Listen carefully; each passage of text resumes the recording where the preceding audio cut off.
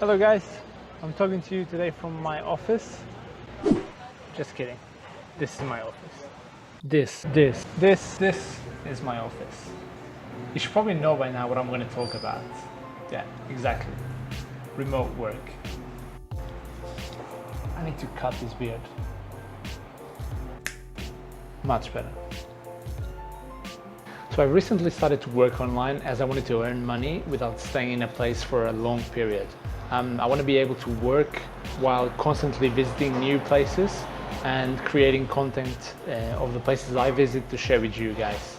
So if you too would like to do something like this, you might want to stick around until the end of this video. I'm not some kind of guru that knows it all about remote work. I've literally just started, but I thought it would be interesting to share my experience and my journey with you guys. Well, if you don't already have a job that allows you to work remotely, you would have to start by selling your skills. This could be photo, video, and sound editing. You can create content for websites, you can build websites, programming, resell stuff online, writing articles for websites. So the possibilities are immense. But I don't have any skill. Learn. You can read about anything that you want to learn. You can use YouTube. There's hours and hours of people explaining stuff on YouTube. You can literally learn anything nowadays there.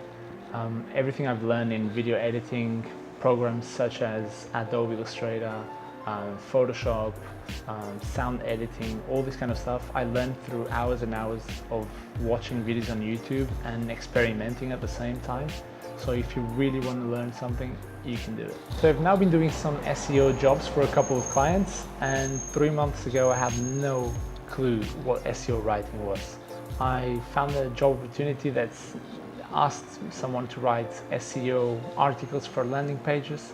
I read a little bit about it, I thought I could do it, so I started to practice.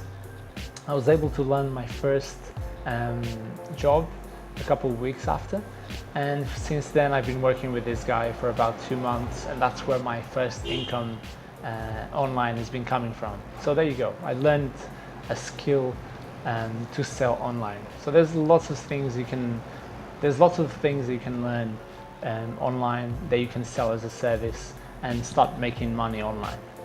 If you need some help to think about what stuff you could do to sell online, you can use websites like People Per Hour, Fiverr, Upwork.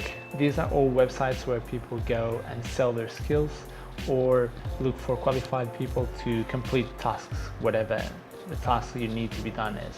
I personally have used more People Per Hour. So there's also this website called transcribe.me. This is basically a website where you create your profile, you'll go through some tests, and if you get accepted, you'll be assigned jobs to translate audio files to another language. So let's say you could translate something from English to French, or English to Russian, or Portuguese to English, whatever the languages you know.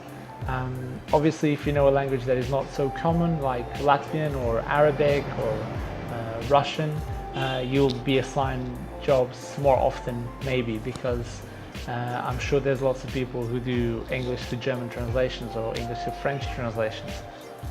But there you go, there's another tip that you can use to start making money online, and in the meantime learn other skills to then sell them. You can also use LinkedIn. This is a very good platform to find jobs. I would say that in this case LinkedIn is more for like long-term permanent jobs.